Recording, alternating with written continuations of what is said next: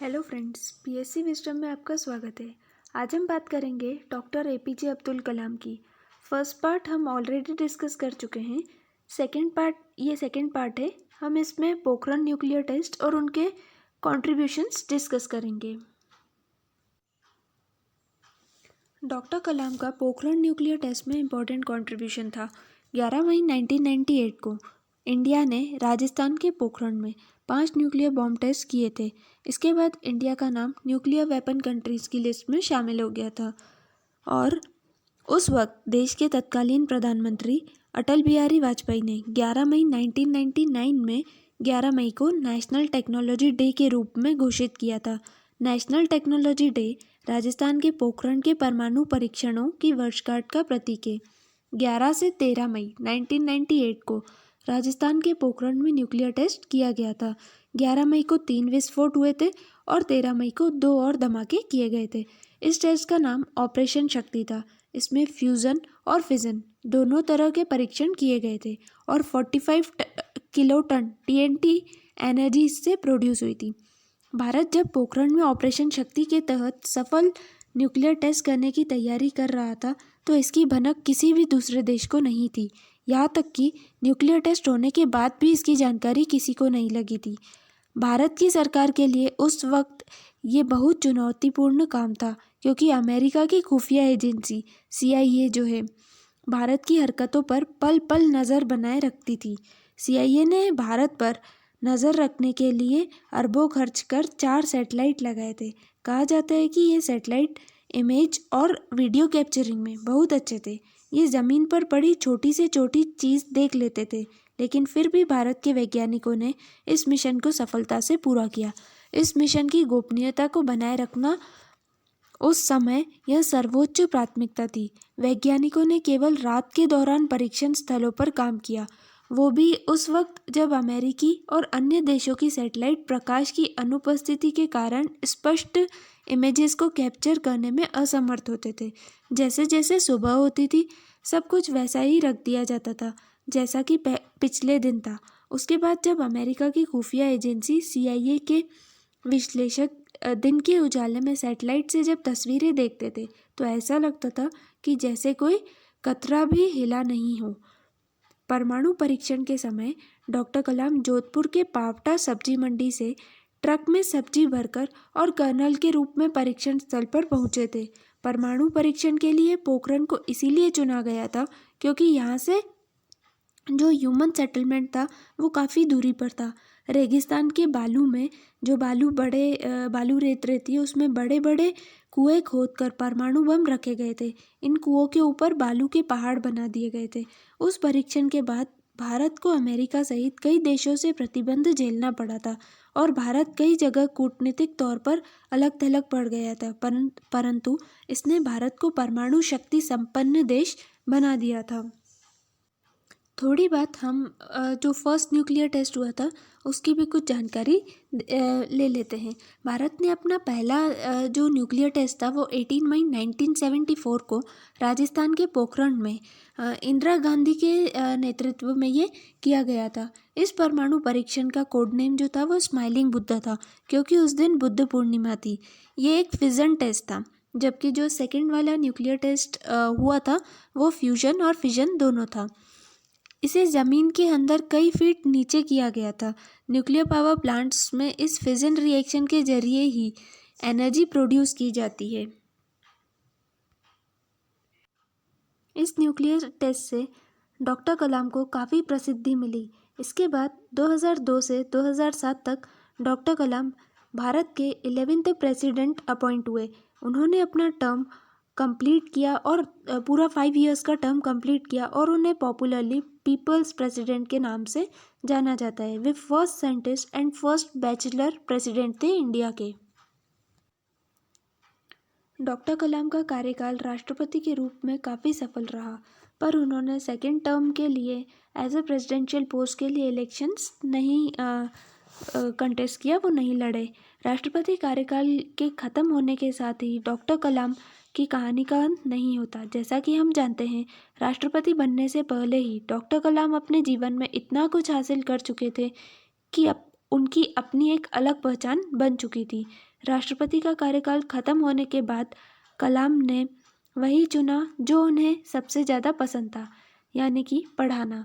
राष्ट्रपति पद से मुक्त होने के बाद डॉक्टर एपीजे अब्दुल कलाम ने आईआईएम शिलोंग, अहमदाबाद और इंदौर में बतौर विजिटिंग प्रोफेसर काम किया। इसके अलावा वह Indian Institute of Science Bangalore और Indian Institute of Space Science and Technology Thiruvananthapuram के साथ भी जुड़े रहे।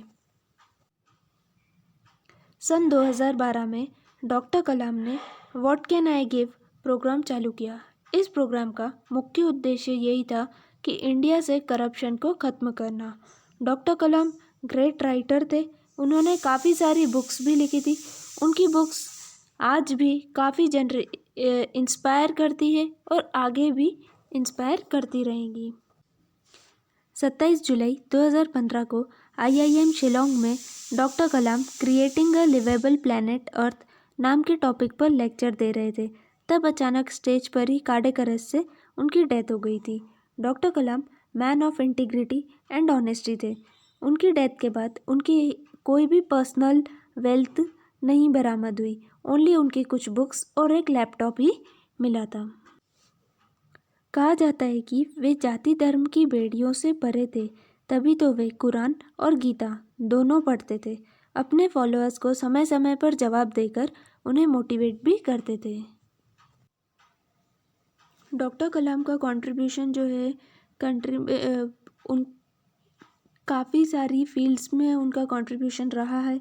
वो पायनियर थे फाइबर ग्लास टेक्नोलॉजी के। उन्होंने इसरो में यंग टीम को लीड किया और डिज़ाइन और डेवलपमेंट किया रॉकेट के केसेस का। एक्चुअली फाइबर ग्लास टेक्नोलॉजी जो है उससे हम रॉकेट के जो बॉडी रहती है, रॉकेट की आउटसाइड जो बॉडी रहती है उसका डेवलपमेंट करते हैं उससे।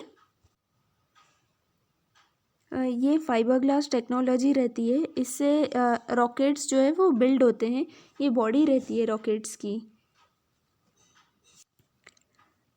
डॉक्टर कलाम का कंट्रीब्यूशन सैटेलाइट लॉन्च व्हीकल में भी उनका कंट्रीब्यूशन था। वे प्रोजेक्ट डायरेक्टर थे इंडिया की पहली इंडिजिनस सैटेलाइट जो इंडिया में ही बनी थी, सैटेलाइट लॉन्च व्हीकल के।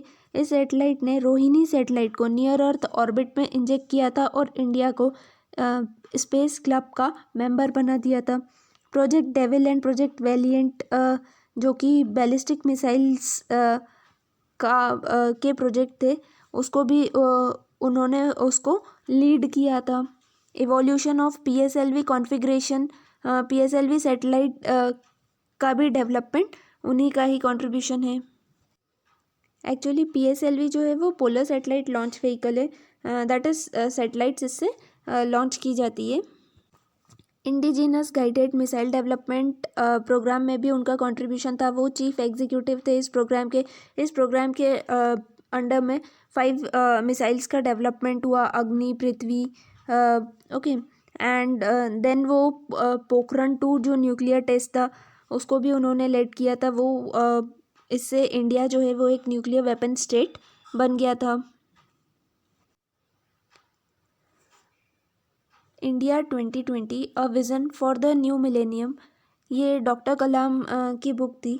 ये बुक 1998 में पब्लिश हुई थी। इस बुक में डॉक्टर कलाम ने टेक्नोलॉजी विज़न प्रपोज किया था कि इंडिया किस तरह से 2020 तक एक डेवलप्ड नेशन बन सकता है। उसके लिए उन्होंने कुछ सजेशंस भी दिए थे। न्यूक्लियर एम्पावरमेंट होना चाहिए, न्यूक्लियर सेल्फ डिपेंडेंट इंडिया बने, टेक्नोलॉजी इनोवेशंस में हमें प्रोग्रेस करनी चाहिए और हमें एग्रीकल्चर प्रोडक्टिविटी पे भी इम्प्रूवमेंट करना चाहिए। डॉक्टर कलाम का contribution medical and health care में भी था।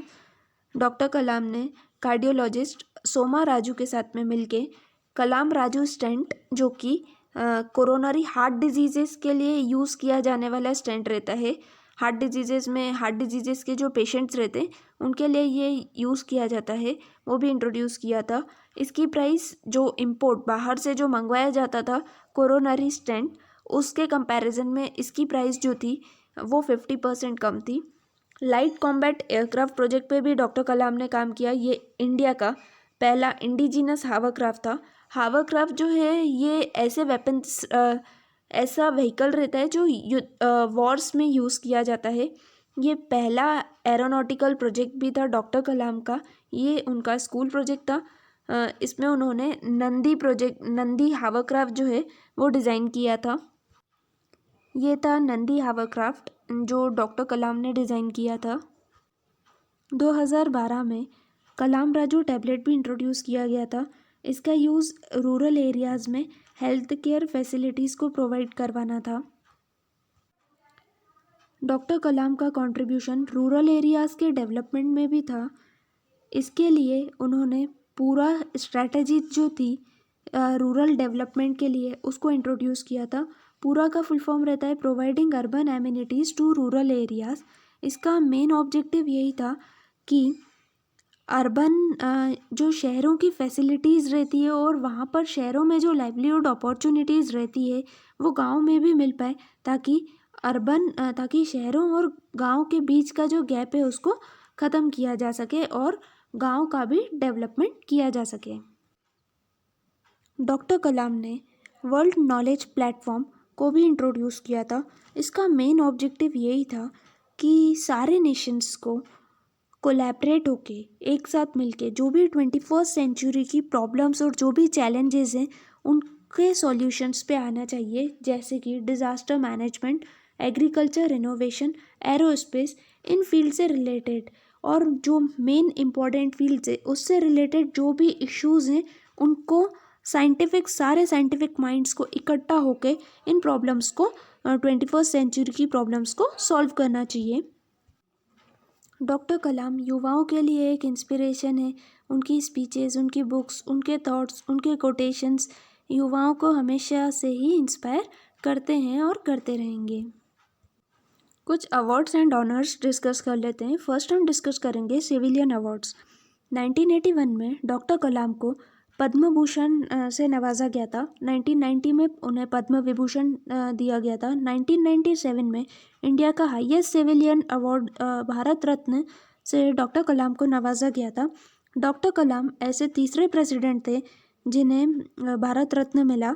पहले प्रेसिडेंट थे सर्वपल्ली राधाकृष्णन, उन्हें 1954 में भारत रत्न मिला था। Doctor Zakir Hussain second president थे जिन्हें भारत रत्न मिला, उन्हें 1963 में मिला। एंड थर्ड डॉक्टर कलाम थे जिन्हें 1997 में मिला। कुछ अदर अवार्ड्स डिस्कस कर लेते हैं। डॉक्टर कलाम को काफ़ी सारे अवार्ड्स मिले थे। 1997 में डॉक्टर कलाम को Indira Gandhi award for national integration के लिए उन्हें इंदिरा गांधी अवार्ड दिया गया था। 1998 में वीर सावरकर अवार्ड दिया गया। 2000 में सशस्त्र रामानुजन प्राइज़ दिया गया। शस्त्र रामानुजन प्राइज़, शस्त्र का फुल फॉर्म है Shanmuga arts science technology and research academy India. 2007 में किंग्स चार्ल्स सेकंड मेडल उन्हें रॉयल सोसाइटी यूके से मिला था। 2008 में हॉवर मेडल मिला, ये ASME फाउंडेशन USA से मिला था। 2009 में international von Karman wings award मिला, ये उन्हें California Institute of Technology USA से मिला।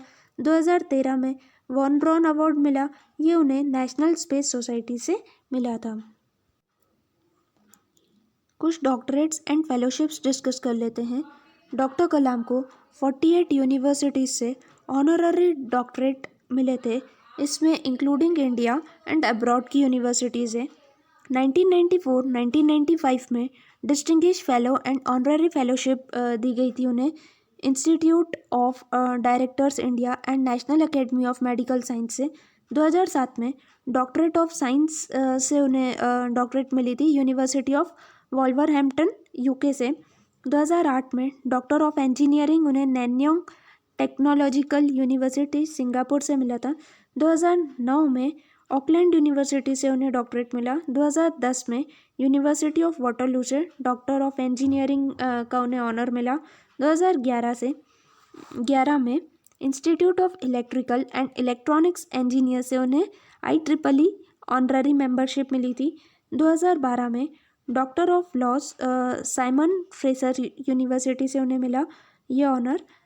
2014 में एडिनबर्ग यूनिवर्सिटी UK से डॉक्टर ऑफ साइंस उन्हें मिला। ये कुछ इंपॉर्टेंट थे, उन्हें 48 यूनिवर्सिटी से डॉक्टर ऑनरशिप मिली है। कुछ ऑनर्स डिस्कस कर लेते हैं। 48 यूनिवर्सिटी, जैसा कि हम डिस्कस कर चुके हैं, 48 यूनिवर्सिटी से, इंडिया और अब्रॉड से डॉक्टर कलाम को ऑनररी डॉक्टरेट्स अवार्ड किए गए हैं। डॉक्टर कलाम के ने काफ़ी सारी मिसाइल्स का डेवलपमेंट किया, इसलिए हम उन्हें मिसाइल मैन का भी ऑनर दिया गया है उन्हें। व्हीलर आइलैंड, जो कि एक मिसाइल टेस्ट साइट है, ये उड़ीसा में है। इसे डॉक्टर कलाम के नेम पे किया गया है, अब्दुल कलाम आइलैंड नाम से। 2015 में इसका नेम चेंज किया गया था। ये डॉक्टर कलाम के ऑनर में है। काफ़ी सारे एजुकेशनल इंस्टीट्यूट्स और फेलोशिप्स का नेम जो है वो कलाम के ऑनर में है। डॉक्टर कलाम का बर्थडे, दैट इज़ 15 अक्टूबर को हम वर्ल्ड स्टूडेंट्स डे सेलिब्रेट करते हैं। इंटरनेशनल स्पेस स्टेशन ने सोलिबेसिलस कलामी, जो कि एक बैक्टीरियम या माइक्रो ऑर्गेनिज्म है, उसका नाम डॉक्टर कलाम के ऑनर में किया है। पेटेंट अवेयरनेस कैंपेन, जो कि 2020 में लॉन्च हुआ था, डॉक्टर कलाम की बर्थ एनिवर्सरी पे, दैट इज़ 15 अक्टूबर को लॉन्च किया गया था। उसका नाम डॉक्टर कलाम के ऑनर में किया गया है। कपिला नाम है उसका। कपिला का फुल फॉर्म है Kalam Programme for Intellectual Property Literacy and Awareness Campaign. APJ Abdul Kalam National Memorial भी बिल्ड किया गया है। ये तमिलनाडु के रामेश्वरम में बिल्ड किया गया है और ये DRDO ने बनवाया है मेमोरियल। तमिलनाडु गवर्नमेंट ने 15 अक्टूबर को, दैट इज़ डॉक्टर कलाम के बर्थडे के दिन, as a youth renaissance day observe किया जाता है तमिलनाडु में। Doctor APJ Abdul Kalam award भी दिया जाता है। ये तमिलनाडु गवर्नमेंट की तरफ से दिया जाता है। इसमें 8 ग्राम का गोल्ड मेडल रहता है, सर्टिफिकेट एंड 5 लाख रुपीज़ का कैश प्राइज़ दिया जाता है। ये अवार्ड हर साल दिया जाता है। ऐसे रेसिडेंट्स को दिया जाता है तमिलनाडु के जिन्होंने काफ़ी इम्पोर्टेंट अचीवमेंट किया हो, साइंटिफिक ग्रोथ को प्रमोट करने में, ह्यूमैनिटीज़ और स्टूडेंट वेलफेयर में उनका कंट्रीब्यूशन रहा हो। 15 अक्टूबर 2015 को, that is 84th birth anniversary थी जब डॉक्टर कलाम की, तब पोस्टेज स्टैम्प भी रिलीज़ किया गया था डॉक्टर कलाम के ऑनर में। के फैमिली ऑफ मिसाइल्स का नाम डॉक्टर कलाम के ऑनर में रखा गया है। के फैमिली ऑफ मिसाइल जो है ये primarily submarine launch ballistic missiles रहती है। ये काफ़ी सारे एजुकेशनल साइंटिफिक इंस्टीट्यूशंस और कुछ लोकेशंस का नाम डॉक्टर कलाम के ऑनर में रखा गया है। Doctor Kalam agriculture college Kishanganj, Bihar government ने नाम रखा है इस कॉलेज का। उत्तर प्रदेश गवर्नमेंट ने APJ Abdul Kalam technical university के नाम से उत्तर प्रदेश में ये यूनिवर्सिटी है। केरल में APJ अब्दुल कलाम टेक्नोलॉजिकल यूनिवर्सिटी, ट्रैवनकोर में APJ अब्दुल कलाम मेमोरियल है। 2014 में इंडिया और US ने एक क्लाइमेट फेलोशिप लॉन्च की थी। इस फेलोशिप का नेम डॉक्टर कलाम के नाम पे ही है, फुलब्राइट कलाम क्लाइमेट फेलोशिप। कुछ बुक्स देख लेते हैं जो डॉक्टर APJ अब्दुल कलाम द्वारा लिखी गई है। 1999 में उन्होंने विंग्स ऑफ फायर लिखी थी, जो कि उनकी ऑटोबायोग्राफी है। विंग्स ऑफ फायर में डॉक्टर कलाम उनकी अर्ली लाइफ एफर्ट्स, किस तरह से उनकी हार्डशिप्स रही, फोर्टिट्यूड, लक, किस तरह से वो इंडियन स्पेस रिसर्च में आए, न्यूक्लियर एंड मिसाइल्स प्रोग्राम से वो जुड़े, ये सब उन्होंने विंग्स ऑफ फायर में किया है, डिस्क्राइब किया है। डॉक्टर कलाम इसमें ये भी बताते हैं, उनका मैसेज इस बुक में यही रहता है कि हमें अपने डिज़ायर्स, बिलीफ और एक्सपेक्टेशंस का यूज़ करके हमें अपने गोल्स को अचीव करना चाहिए। 1998 में डॉक्टर कलाम ने India 2020 a vision for the new millennium ये बुक लिखी थी। इस बुक में उन्होंने ये बताया था कि इंडिया किस तरह से सेल्फ डिपेंडेंट नेशन बन सकता है। पूरे 22 ईयर्स पहले उन्होंने ये बुक लिखी थी, और किस तरह से इंडिया वर्ल्ड की 5 इकोनॉमिक पावर्स में 2020 तक इंक्लूड हो सकता है और किस तरह से सेल्फ डिपेंडेंट बन सकता है। उन्होंने इसमें बताया था कि ये जो गोल है हमारा, ये अनरियलिस्टिक गोल नहीं है। हमें इसमें उन्होंने कुछ पास्ट एग्जाम्पल्स भी दिए थे कि किस तरह से एक टाइम पे हमारे यहाँ पर फूड स्कैर्सिटी थी और एक टाइम ऐसा भी आया कि हम सेल्फ डिपेंडेंट, सेल्फ सफिशिएंट हो गए फूड के सेल्फ सफिशिएंट हो गए इन टर्म्स ऑफ फूड।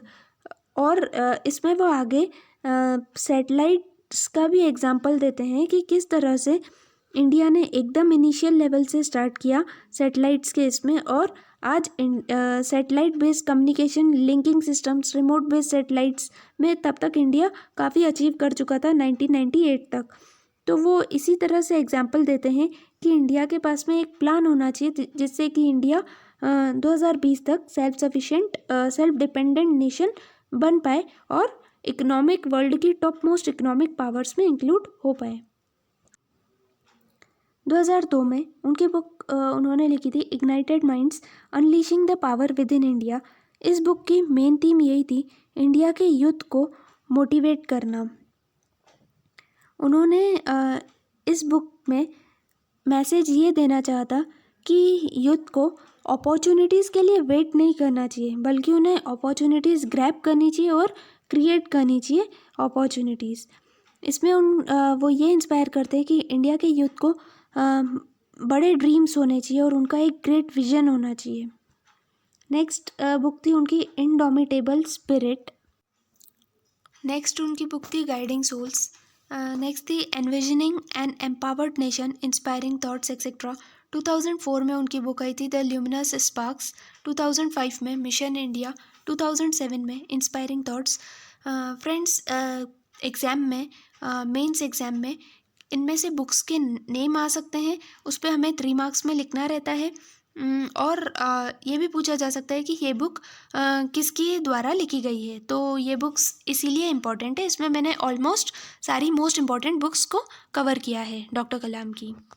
2013 में उनकी बुक थी my journey transforming dreams into actions. 2020 में a manifesto for change, a sequel to India. 2015 में reignited scientific pathways to a brighter future. 2015 में transcendence, my spiritual experience with Pramukh Swami जी। ये उनकी religious book थी। 2015 में उनकी एक और बुक आई थी advantage India, from challenge to opportunity. 2014 में आई थी governance for growth in India. 2011 में you are born to blossom, take my journey beyond. 2011 में टारगेट 3 बिलियन। 2012 में आई थी turning points, a journey through challenges. और उनकी एक और बुक थी envisioning and empowered nation. Friends, ये कुछ इम्पॉर्टेंट कोट्स है डॉक्टर कलाम के। अगर हम इन्हें मेंस एग्ज़ाम में लिखते हैं तो इसका काफ़ी अच्छा वेटेज मिलता है मार्क्स में। ओके, इनका डॉक्टर कलाम का एक कोट है, my 2020 vision for India is to transform it into a developed nation that can not be abstract, it is a life line. Okay, next कुछ इम्पॉर्टेंट कोट्स और भी देख लेते हैं हम। Dream dream dream, dreams transform into thoughts and thoughts result in action. Knowledge without action is useless and irrelevant. Knowledge with action converts adversity into prosperity.